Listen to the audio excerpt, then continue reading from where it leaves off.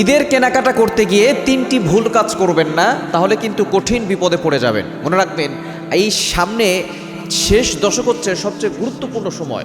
এই সময় নবীজি সাল্লাল্লাহু আলাইহি ওয়াসাল্লাম সবচেয়ে বেশি ইবাদত করতেন।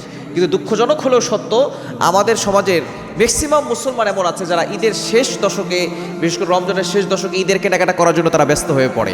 এই ঈদের কেনাকাটা করতে গিয়ে আমরা তিনটি ভুল কাজ করবো না। নাম্বার ওয়ান, এক নাম্বার হচ্ছে ঈদের কেনাকাটা করতে গিয়ে নামাজ মিস করা যাবে না। আমরা অনেকেই আছি ঈদের কেনাকাটা করতে গিয়ে ফরজ নামাজ অনেকে মিস করে ফেলে। দেখা যাচ্ছে সারাদিন রোজা রেখে তারা শপিং করতে যায়, এরপর দেখা যাচ্ছে জোহরের পড়ে না, আসর নামাজ পড়ে না, আবার দেখা যাচ্ছে ইফতার আয়োজন করতে করতে ইফতার পড়ে, মাগরিবের নামাজ পড়ে না, আবার দেখা যাচ্ছে রাতের বেলা শপিং করতে যায়, সে সময় দেখা যাচ্ছে এশারের নামাজ পড়ে না, অনেকে তারাবি নামাজ পড়ে না।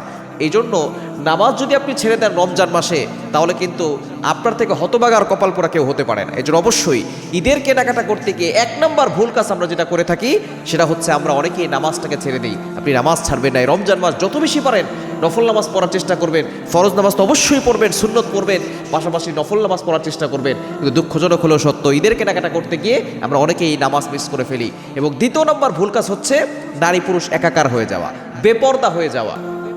দেখবেন এই পরিমাণ গ্যাদারিং হয় মার্কেটে, প্রত্যেকটা মার্কেটে দেখা যাচ্ছে সকলে ঈদের কেনাকাটা নিয়ে ব্যস্ত হয়ে পড়েছে। এই ঈদের জামা কেনা এটা কিন্তু সুন্নত না, এটা ফরজও না, কিন্তু আমরা ঈদের সময় এই কেনাকাটা করার জন্য অমুক ড্রেস লাগবে, তমুক ড্রেস লাগবে, এটা না কিনলে ঈদ হবে না, এটা না কিনলে ঈদের যে মজা আছে সেটা আদায় হবে না, এই ধরনের চিন্তাভাবনা নিয়ে ব্যস্ত হয়ে পড়ি এবং নারী পুরুষ আমরা একাকার হয়ে যাই, বেপর্দা হয়ে যায়। অনেকে আছে পর্দা করে কিন্তু দেখা যাচ্ছে ঈদের মার্কেটে গিয়ে তাদের পর্দা নষ্ট হয়ে যায়। এজন্য খবরদার, নারী পুরুষ একাকার হয়ে গিয়ে আপনি আপনার সতর নষ্ট করবেন না, তাহলে কিন্তু আপনাকে রমজানেও এই গুনাহ ক্ষমা করতে পারবেন না এবং আপনাকে জাহান্নামে যেতে হবে।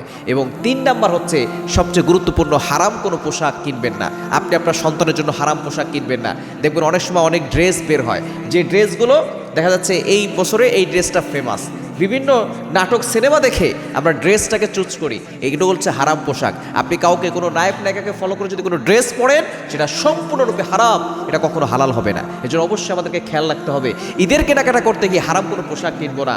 আমরা অনেক সময় দেখা যাচ্ছে অনেক মেয়েরা পর্দা করে, অনেক ছেলেরা পর্দা করে, কিন্তু দেখা যাচ্ছে ঈদের সময় আসলে তারা বিভিন্ন ধরনের হারাম পোশাক কিনে ফেলে, তারা নায়ক নায়িকাদের পোশাক কিনে ফেলে।